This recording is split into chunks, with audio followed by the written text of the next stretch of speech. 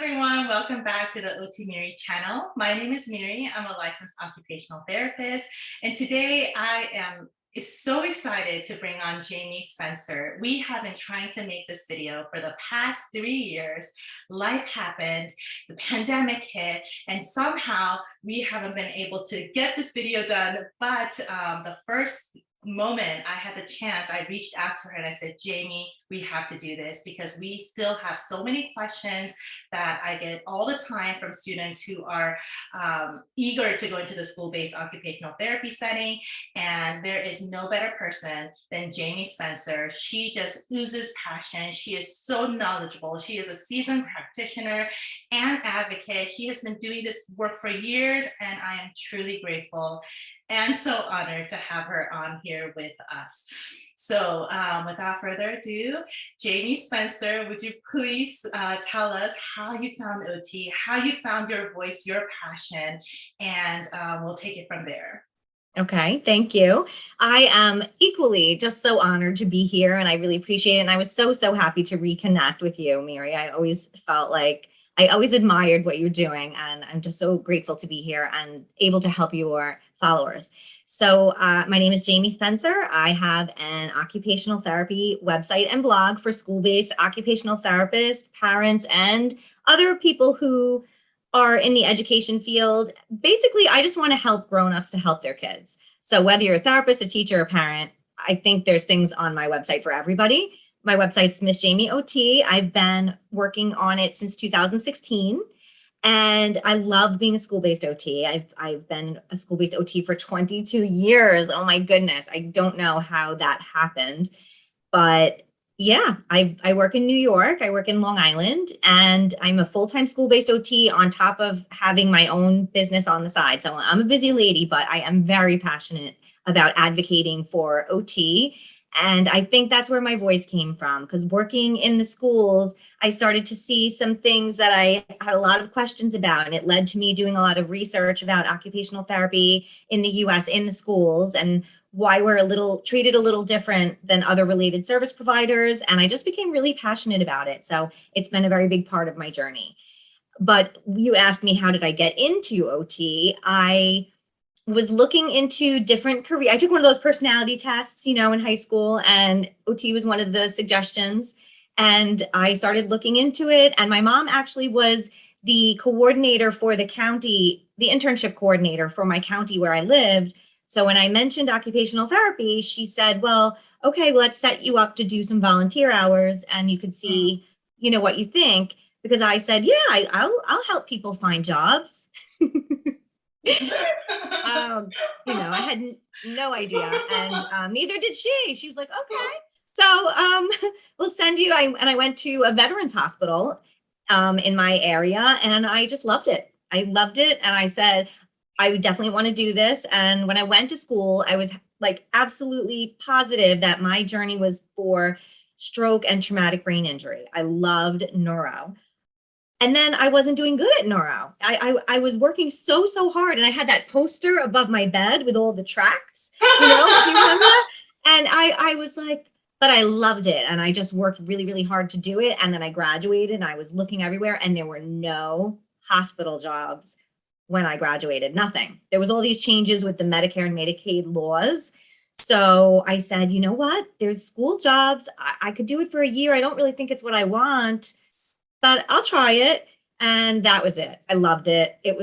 I just loved it. And I still do. I'm happy every day. I mean, 20 plus years, there's no denying that you love it. And when I go to your website and when I see those posts on your Instagram account, I mean, it is apparent that you are a walking encyclopedia when it comes to school-based OT. And I don't know how I'm going to extract all of that information from you today. I can't. I only have, a page of questions, and hopefully from there you can direct people to where they can go to get more information. But this is why I'm so excited to have you on, because you have seen so much, you've experienced it, and you've seen it all, and I want to hear all about it.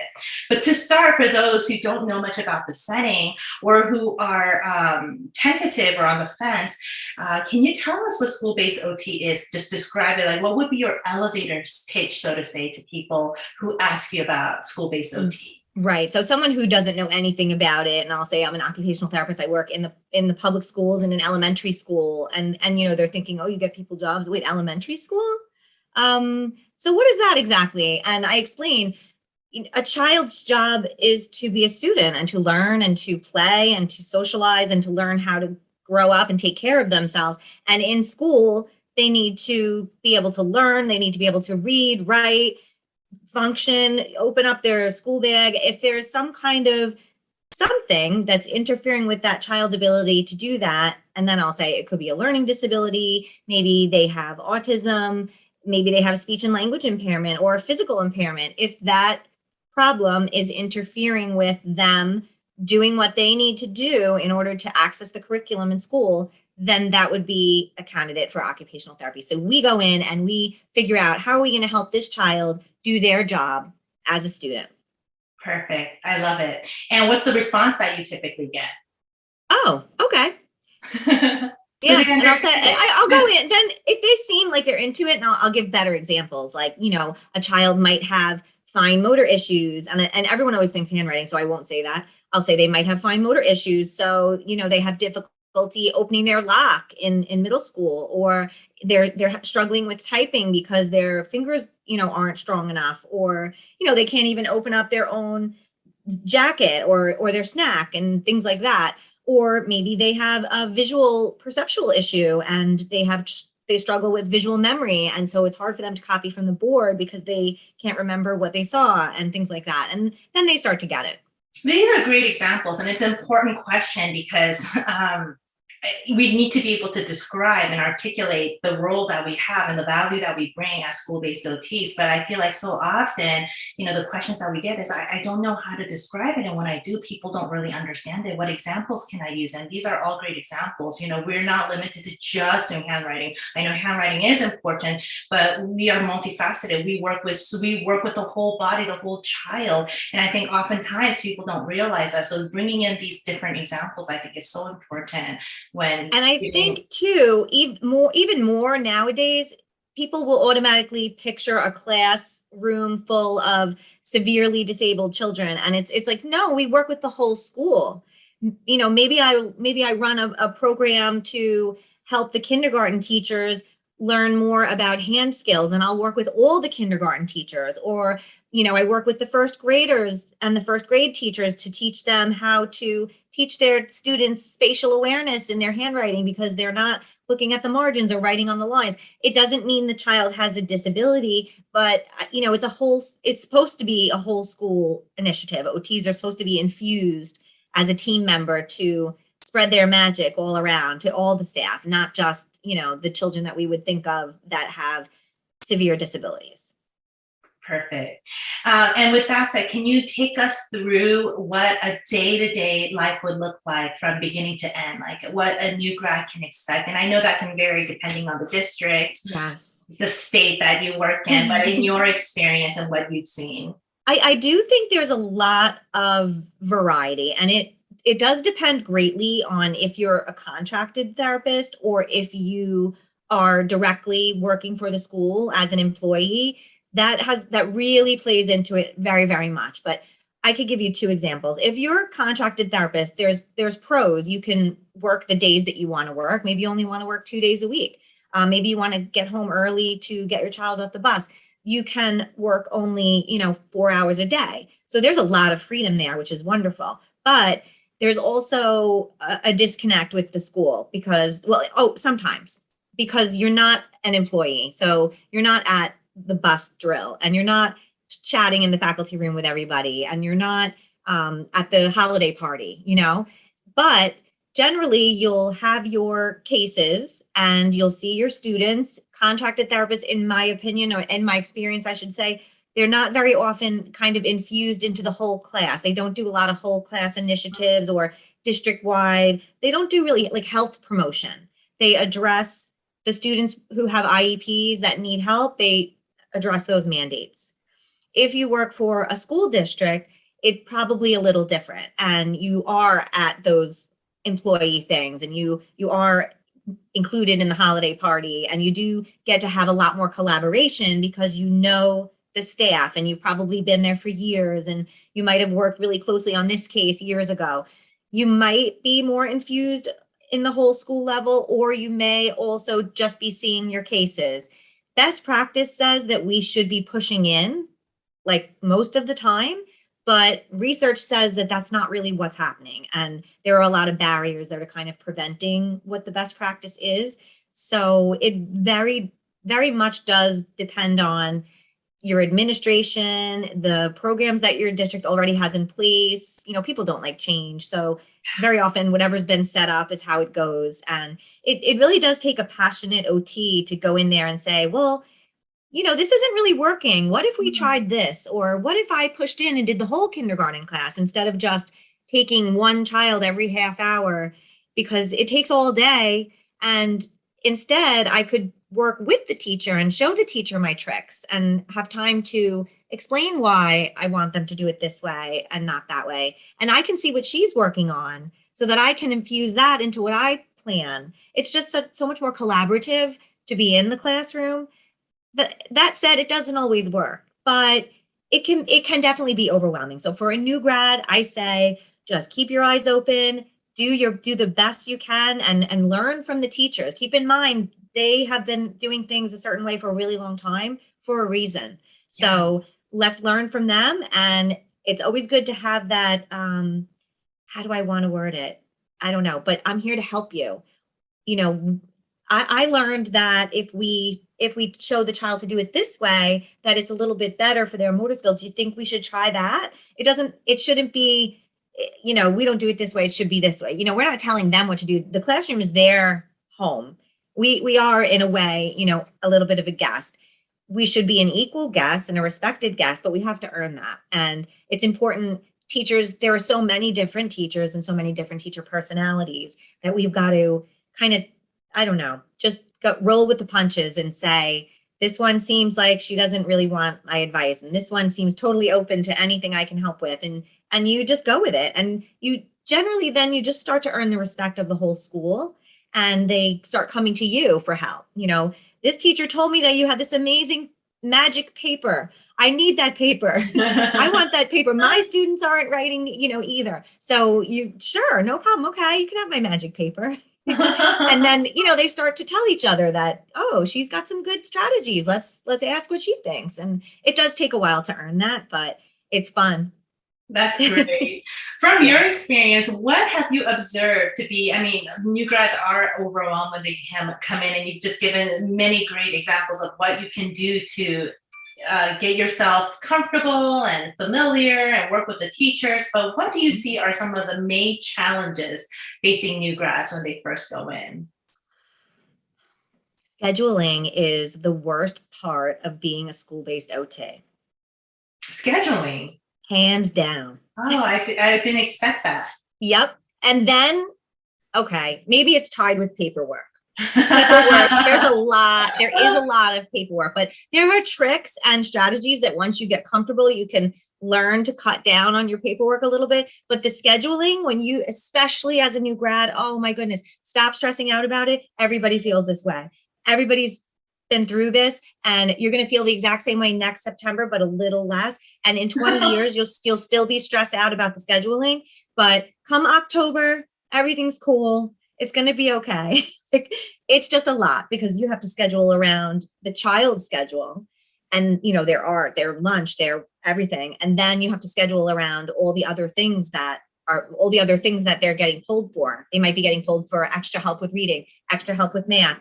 Maybe they go to music lessons and they have speech therapy, and they also get PT 3 times a week. Oh my goodness. So, but you're only there on Tuesday and Thursday. So make that work. It's a lot. So, and also most OTs are in multiple buildings. So it's kind of like, okay, what am I supposed to do? Go to that building and see somebody and then come back? That's just silly. So that is really stressful. I still feel that way, and it's been forever. But whenever I get a new, you know, OT in my building, I'm like, just don't worry about it. You stop. Just don't stress out. You're never going to have it done by the end of Friday. So don't try. It's all right. We have to wait for speech. Like, just don't stress out about it. And then everything's going to be beautiful. Everything's going to work and magically be okay. And then a new kid will move into the district and you're like, oh, what am I now what, and that is just the nature of the beast. And it's okay. It happens to everybody. You're not the only one. Don't let it get you down. It's okay. I did not expect scheduling to be on the top of that list. I think it's rough for a new grad. I mean, if you were to ask me as an experienced therapist, what's the worst part? I wouldn't say that, but for a new grad, it's overwhelming. What would it be for an experienced school-based OT? So for an experienced therapist, my feeling is the biggest challenge is that I'm not considered a teacher. So, and that might sound like, oh, well, you're an OT, but in the New York State Education Department and in almost every single education department in the US, Miri, I think there's 2 or 3 that don't have this problem, but OTs are not set up with a pathway to advance. We're not set up in the category with the other teachers. So social workers, psychologists, speech therapists, in some states, including New York, audiologists, they're all in this section where they can advance to become a leader. And that's very frustrating for me because I feel like I have so many ideas. Let's come up with this program. Why don't we have a hand skills program in the kindergarten? Let's start an executive functioning group every Tuesday for the kids who are going into middle school and teach them this and that. I have all these wonderful ideas, and it's not to say that my administrators aren't opening to listen to them, but I can't put any of them into place if I'm not a leader, a formal leader. So I find those barriers very, very frustrating. And it's a big part of why I have my blog the way I do. I advocate about our equity. And as I said before, best practice says we're supposed to be pushing in and we're supposed to be a part of all these. We're supposed to be at the leadership table. According to Every Student Succeeds Act, occupational therapists are an SISP, which is a specialized instructional support personnel. So are social workers and psychologists and speech therapists. We all are. Yet they all have these opportunities to advance and we don't. They have these opportunities to show their smart ideas and their background and their knowledge that they've gained and to help the whole school with that knowledge, but we don't. And then it comes down to the fact where it also impacts for me, my pay very greatly, because I'm not considered a teacher by New York State. I'm not in that category. I'm in the category of non-instructors. So I'm with the paraprofessionals and the administrative assistants and the bus drivers and the custodial workers. I'm with them. I'm considered non-instructional, even though I'm addressing things on the individualized education program. I'm in that category according to New York State. So I can't advance to a leadership position. And it also puts me in the union with the bus drivers and the custodians and the paraprofessionals. I'm not in the teachers union. So I don't get their pay raises. I don't go to their professional development meetings. I don't go to their union meetings. So that's really annoying. It fires me up because I just think it's very unfair. And I feel like I've worked just as hard as the teacher next to me. And so the fact that I can't have the opportunities that she has is just not right. This is something that I've come to see time and again. I mean, you go to alternative healthcare careers, you go to any one of these Facebook groups where, people are voicing their frustration about lack of mobility, upper mobility, stagnant pay, or pay that just doesn't, suffice, then you start to think about why is it that we're like stuck here and why can't we move up to that administrator position? And even for myself, now that my kids are getting older, I start to think about the school, and I've been looking at the roster and like the staff, and you look and you see no OTs represented in leadership. Right. Why is that? Like, why? And I know that this is a whole different conversation and we can probably go into it. This is why we talked for an hour before this video was even recorded. Yes. This is something that I too feel very passionate about. I feel like OT should be running the world, not just me too. The hospital, but in the school system too. But the system is set up right now in such a way that OTs cannot advance to that level unless we go and get a teacher credential education. Am I correct? So yes, in most states, and I can speak very clearly about New York, but I can tell you in general, most states are the same exact way. In New York, if I wanted to become a principal, if that was my absolute goal, I would have to get my teaching degree, do my student teaching, get a teaching job, teach for 3 years as a teacher, and then I could apply to take the coursework to be a school leader as a teacher, not as an OT. Right. So I would have to leave the field, and that's unacceptable. Like, I'm OT through and through, and I believe OTs should be leaders. And I really do think change is coming. There's been so many wonderful, brilliant OTs who have been doing work on this. In AOTA, we have a state leaders community of practice with some of the really big names in OT that you'd know, like from AOTA, and they've been working on this for years. And we're really starting to make headway, and we have research in place, and we've been meeting with AOTA. I don't know if any of you who've been interested in school-based practice, AOTA just put out a big infographic and a whole page about school-based leadership on their website. And that was because they hosted a listening session with us, the State Leader COP, and they really took in our input and our frustrations, and they wanted to, you know, give the information out. How can we help? What can we do? What are some steps that everyone can take? And the message is starting to get out there, which is wonderful. And the timing is just amazing right now, because with the COVID pandemic, there's a big teaching shortage. Yeah. So that means as all the older teachers retire as quickly as they can, new teachers might be coming in, or people might be staying away from the field. So there's a shortage of highly qualified teachers to move up. So the pool is getting smaller and smaller of people who might be qualified administrators. So, you know, knock, knock, let the OTs in. We want to be leaders, and we have just as much experience as these older teachers. You know, we have a lot of very unique skill sets. We have the social emotional background, we have mental health background. You know, we know all about transitions, and we are so creative in thinking outside of the box. It's just a perfect match for a leadership position. So I really do think that change is coming. It has to come before I retire. It just has to. And you have invested so much of your time and your energy into this work, into this advocacy, and I'm really grateful for that. And Thank you. It's such an important work, and I'm excited to see what's ahead. And me too. Keep me posted on that. Yes. All right, so we're gonna shift gears. I know that we've talked a lot about advocacy, and I think it's so important.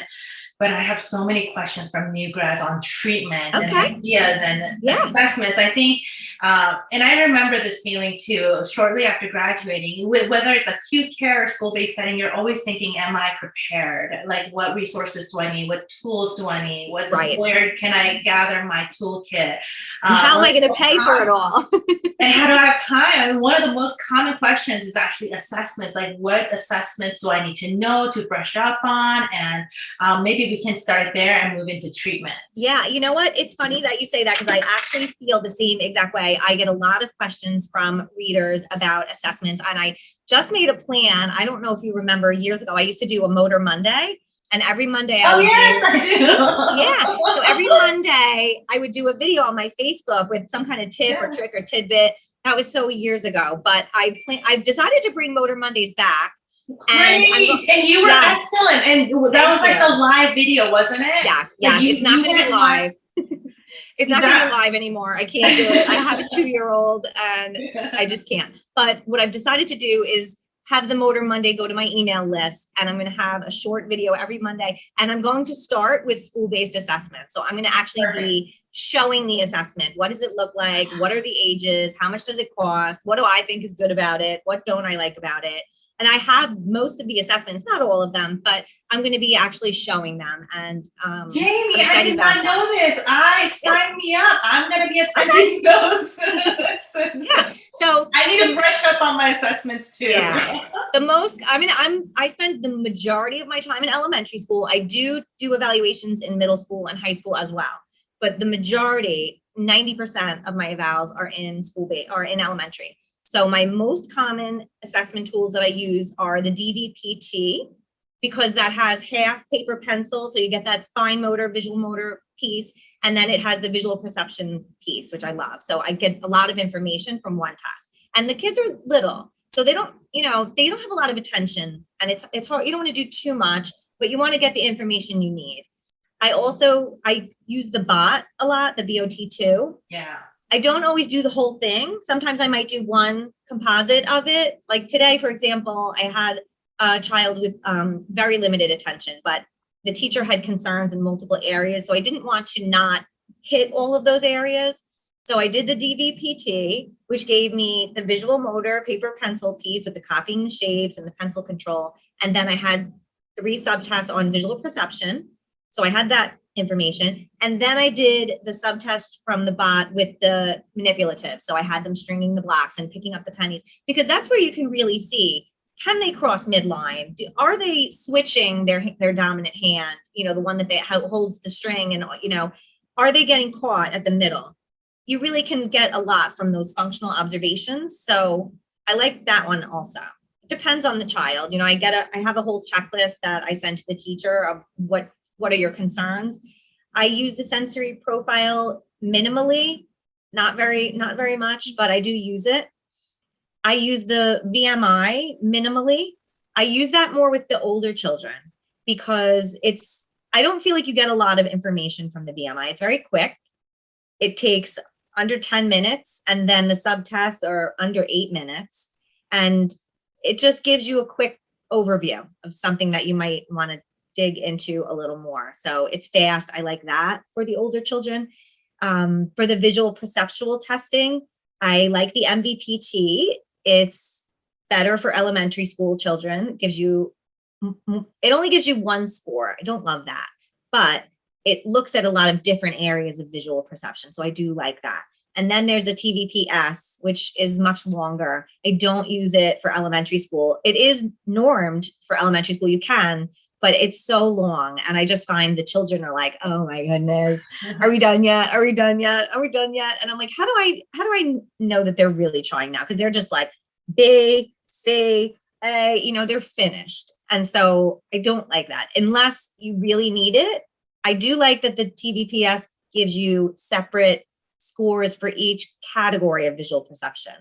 So you really are getting the information. Oh, it's their visual memory that's poor. Okay. You can really learn from that. I'm not doing handwriting assessments anymore. My district made a decision that this happened even way before COVID, but we don't want to be giving occupational therapy for poor handwriting. We want to give occupational therapy for the reasons behind the poor handwriting. So what we did was establish a formal handwriting program, which was great. So now we actually did a research study, Miri, and I didn't publish it, and I'm so mad at myself, but we researched 3 different handwriting programs in 26 different classes, kindergarten and 1st grade. And we trained some of the teachers in handwriting without tears, some of them in size matters, and some of them in the TV teacher. So we trained the 3 sections, and then we assessed them in the beginning of the year, the middle of the year, and the end of the year. And then we did a qualitative interview with the teachers. And what we found was the amount of progress that the students made was very similar in all 3 programs. Is that right? Yes, they did. You know what? They were getting formal handwriting instruction, the same amount every week.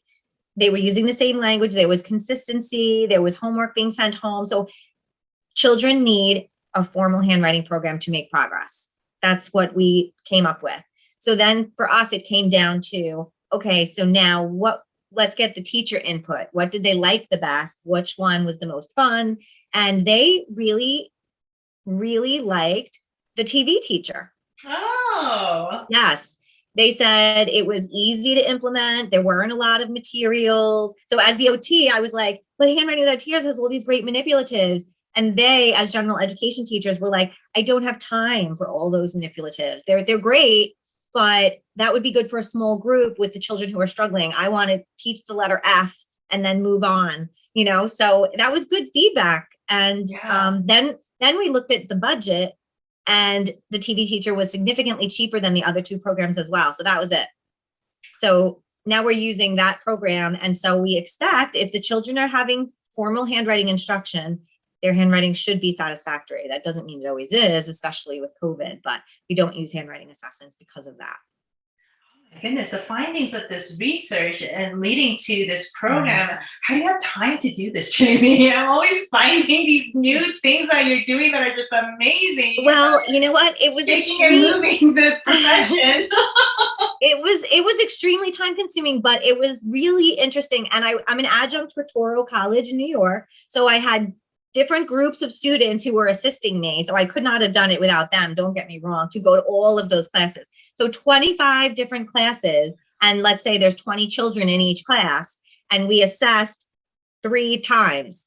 So that was a lot. And yes. we assessed them with the screener of handwriting proficiency from Handwriting Without Tears, which is a universal screener. You can use it with any handwriting program, which is one of the reasons I really like that program.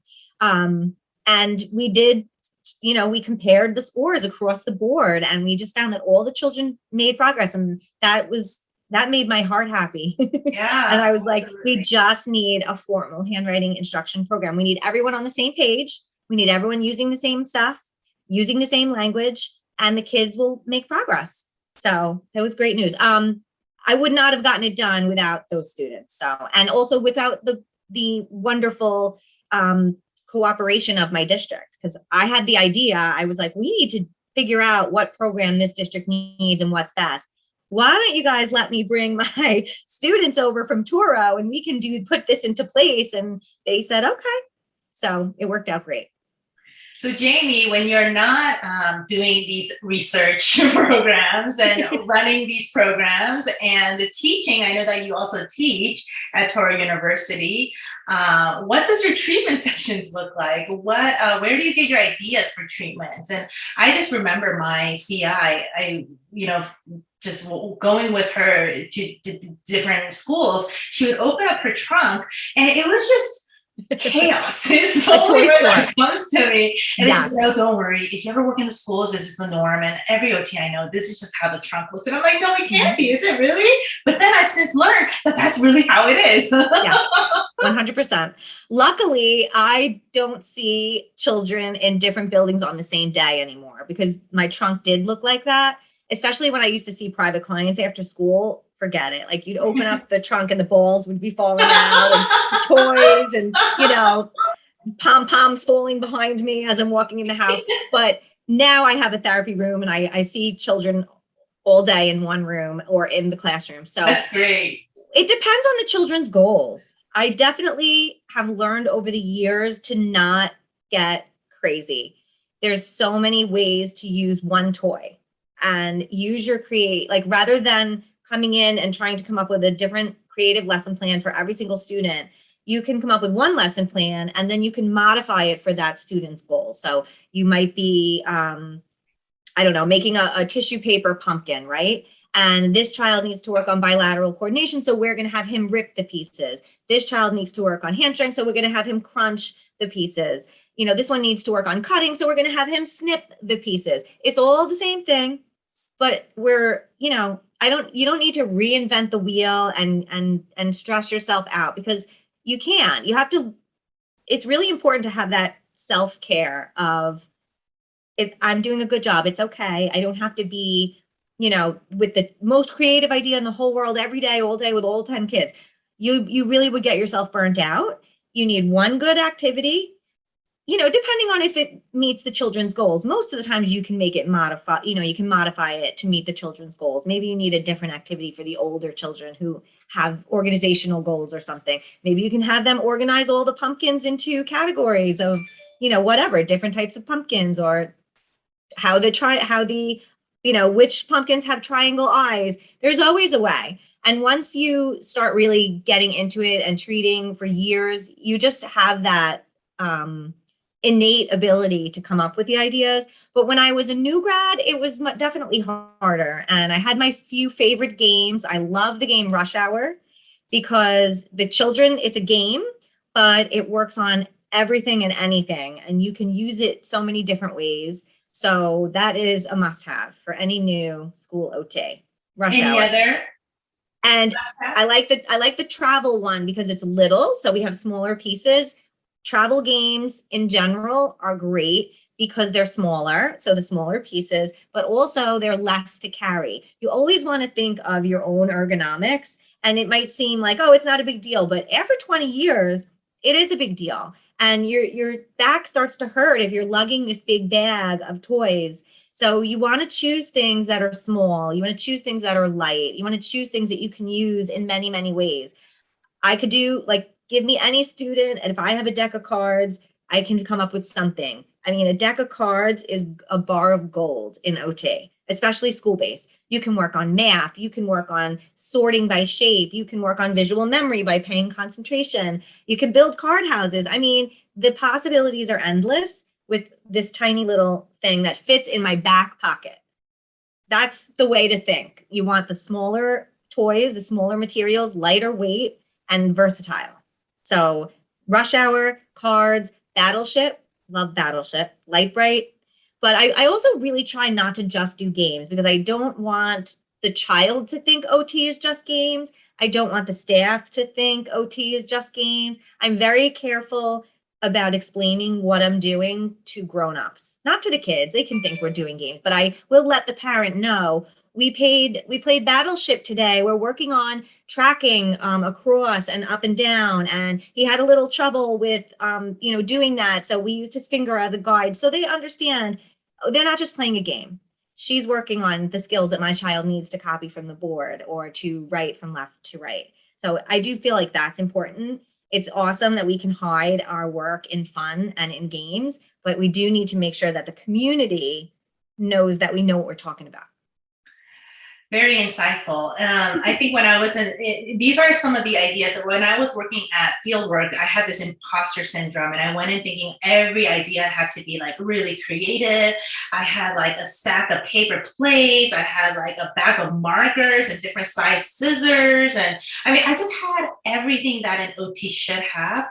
Right. And, people loved it. My CI loved it, and the kids loved it, parents loved it. And I would come in like hauling these things because I wanted to be perfectly ready and I wanted to pull in and get everything out. But then I had kids. And then I realized playing with them and just using my natural OT skills, like you said, I didn't need a lot. I would often have just pieces of paper. It didn't even need to be these like special paper that I used for, I used to always have like different colors and different sizes, and you can make different sizes. You can make them different texture. You can crinkle, like you can cut it, you can crinkle, just like you said. Yeah. And I was able to work with my kids doing so many different OT activities that didn't necessarily seem fancy from afar, but I knew what I was working on, and I knew that it was engaging them. And then I realized, I was thinking to myself, why did I have those 2 luggage bags with me during field work? Everybody does. Everybody does. And it does, it does make it fun for the kids, which is great, but you don't have to have it. You don't have to have it. And I think with the experience, like you said, you just, you find your rhythm, you become more comfortable. And again, I'm speaking right now purely from a mother's perspective, but every day I'm doing these activities with my kids. And I think this would have been great in fieldwork. This would have been great when I was in school system. I didn't have to kill myself coming up with this elaborate, I used to have costumes too, right? To do like this like Star Wars game. And I didn't have to do all that. It just made it. But it makes it more fun. It does make it more fun. But it does, I think when you have that little touch of creativity and that little touch of let's make it fun, you can take the same activity over and over. Like during the holidays, in the Dollar Tree, they had these like Rudolph headbands and these like elf headbands. And so I always do the scooter board with my kids, and we're going down the hall, but I changed it up, and we were, Huskies pulling the sleigh, and they're the Rudolph and I'm the Santa. And this was like the funnest thing in the whole world, but it's the same thing we always do, but it's okay. You add a little imagination. And I think, they teach us that in OT school, and it is a magical, I think it's the best gift that you leave OT school with. Yeah. Jaime, that just reminds me, dollar store. And we're going to talk about some other resources where you can find, not just treatment ideas, but treatment tools as well. But, one of these days, I'd love to just like follow you into dollar store, because for myself, I mean, there has to be a video on this. There are things that you cannot find on Amazon, you cannot find online, but for $1, you're like, that is the perfect OT OT tool. Like my house is full of, my house is the Dollar Tree house. My cousin is a special ed teacher. And when she first started, I was like, we're going to the Dollar Tree. And I literally took her up and down the aisles. And I was like, you can do this with this. You can do this with that. You can do this with this. And she was like, okay.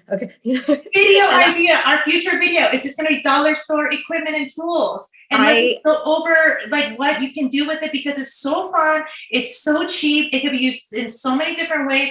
And my kids love everything that I bought from Dollar Store. I get something for like $7 on Amazon that is, designed by some specialist, and I bring it in and throw it in the trash. Or worse, then you find it at the dollar store and you're like, man.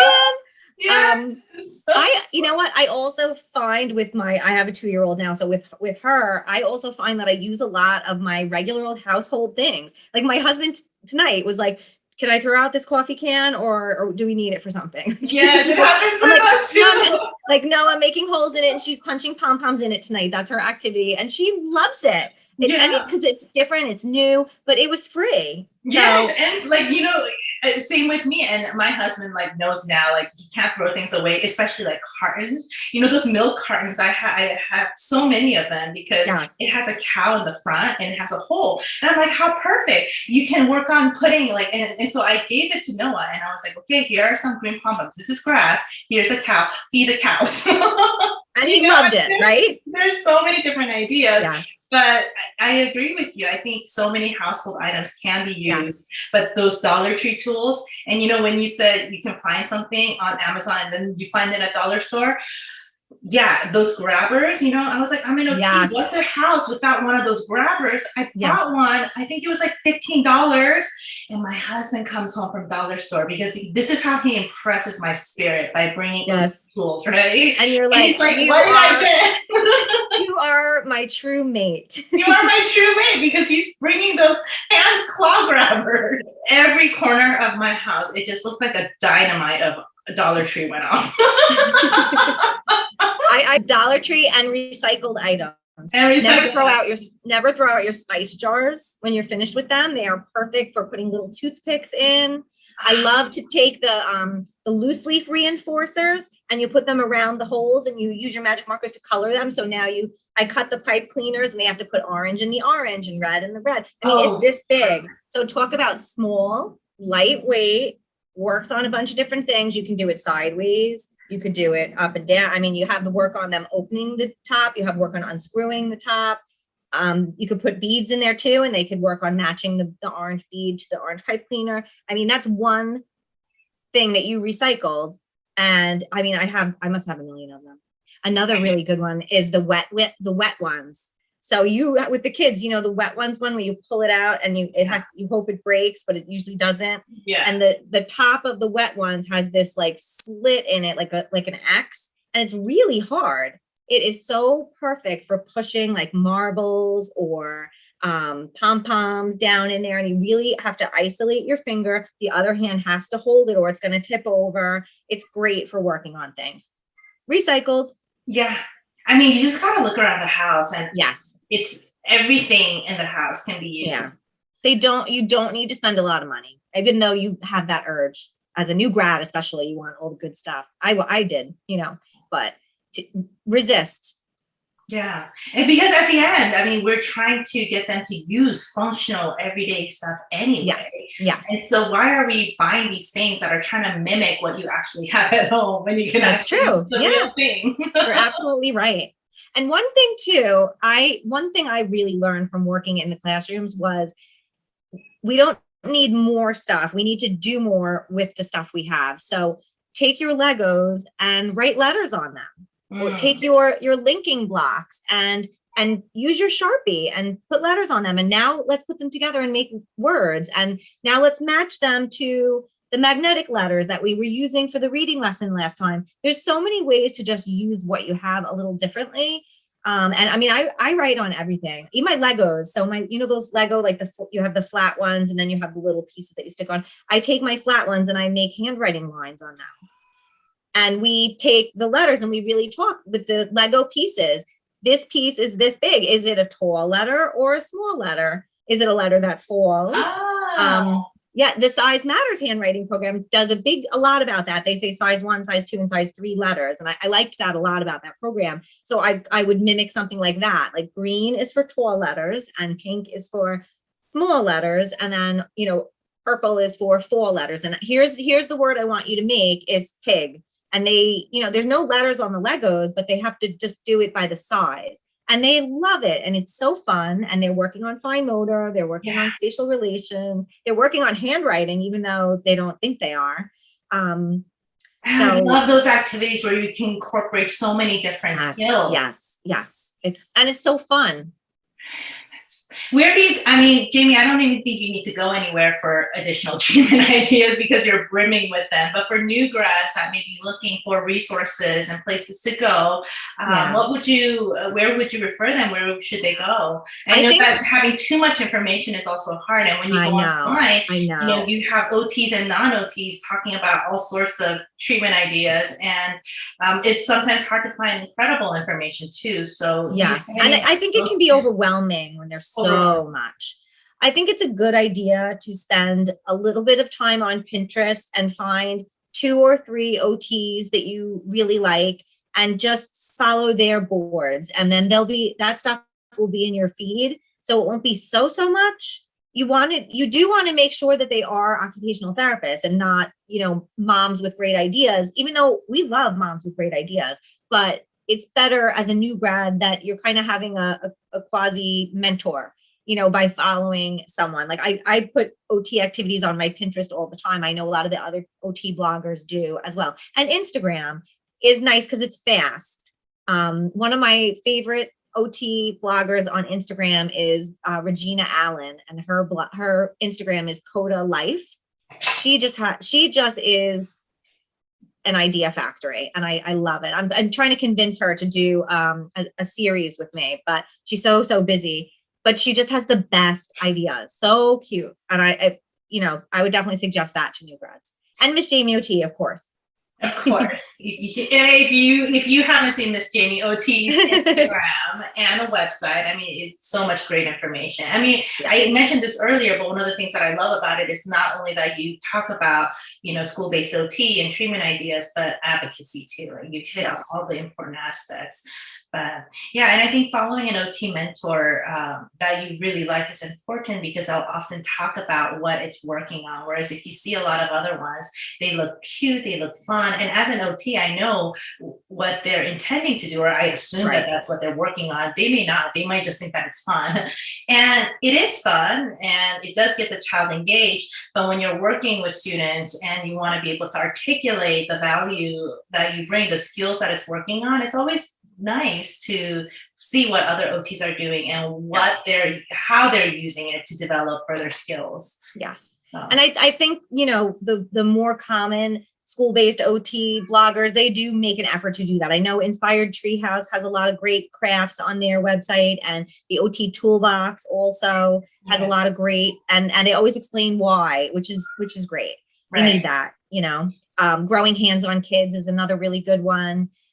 But I don't want to give too many overwhelming things, but check out those sites and those Pinterests and choose 2 and just start slow and get to have that mentorship. You don't need 7 mentors, but to follow 1 or 2 people that you kind of like their ideas, you'll inevitably learn a lot. Yeah. And I have to say that a lot of new grads who are in the school setting, especially if they're not hired, there's no mentorship. So that's hard on the heart. You want to learn, you want so bad to do a great job. I know for me, when I first graduated, I didn't have any mentor at all. No one. So I was literally, and there was no internet, Miri. That's how old I am. I was with my yellow Jane Case Smith textbook, and I was like, bilateral coordination, what should I do? I was really, really on my own, like self-taught, and that's stressful. So happily, the new grads don't have to do that anymore. They can use the internet, thank goodness, but it is overwhelming with all the info. So do, follow 1 or 2, and you will find yourself learning and becoming more and more creative inevitably. Perfect. Well, I have one final question for you, which is actually I have two more questions, but for students or new grads that are on the fence about, going into school-based OT that want to do it, they liked it, but aren't sure if it's for them. What are some attributes or personality or just anything that come to mind that you think would fit well with the school system as in the role that we would have in the school-based system? Well, for myself, when I started in school base, I thought I'll just do it for a year.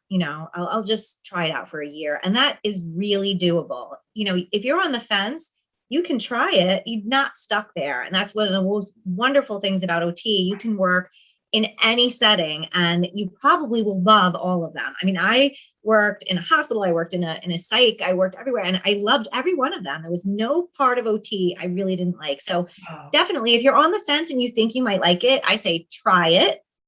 It's only a year, and you don't even have to do it for the whole year, although it's better if you do get your feet wet and get the whole lesson. But there's a lot of wonderful things about working with children and seeing the amount of progress that they're going to make and just being a part of that community. That's really uplifting. It's a little stressful right now with COVID, but that's going to end. You definitely have to be flexible because you have a lot of different personalities that you're dealing with, a lot of different teachers, a lot of different students.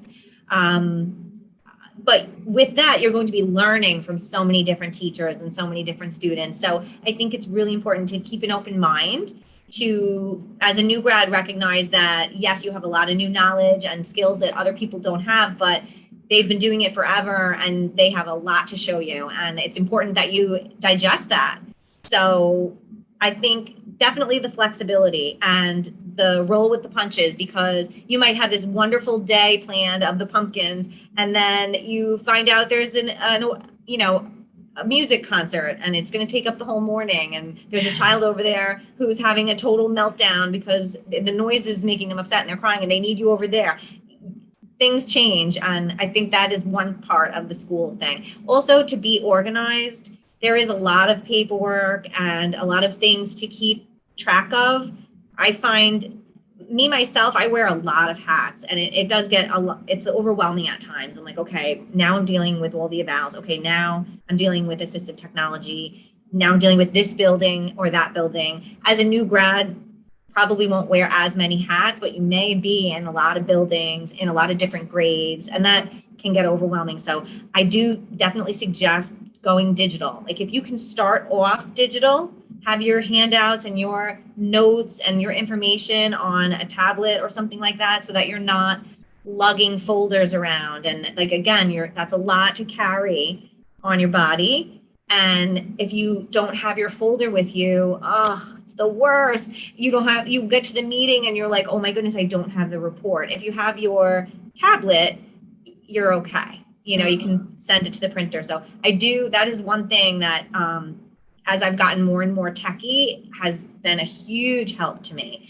It also helps me to reach more teachers because I can post a resource and it reaches all the kindergarten and first grade teachers. I don't have to go over to Mrs. Smith and give her this and Mrs. whoever. I just say, hey, everybody, here's a great sheet that I found or that I made. And if you want to use it, here it is. And, 2 years later, they're still using it. I'm like, it has the year on it. You got to write that out. But it does help you to collaborate more effectively. It helps you to communicate more effectively and to reach more people, including the parents. Like right now, we're using Google Classroom this year. So I make an effort to post a little video or a cute craft on Friday. Like, here's a great way to keep the kids busy this weekend that works on fine motor skills. It takes 2 seconds, but probably they're like, oh, wow, that was cool that she shared that info, It's great. Yeah. Well, the last question was going to be final thoughts and then words of encouragement, but I feel like you really covered that just right now. But I do want to give you the opportunity for any new grads that are ready to start, anything that you want to say to them. If you are on the fence, definitely try it. I didn't think it was going to be for me, and I am 100% hook, line, sinker, love it. So give it a shot. I give that encouragement. And if you really feel like you want to be in it, then just, again, be open-minded, learn from everyone, know your value. You don't have to go to things that you're not paid to go to if everyone else is.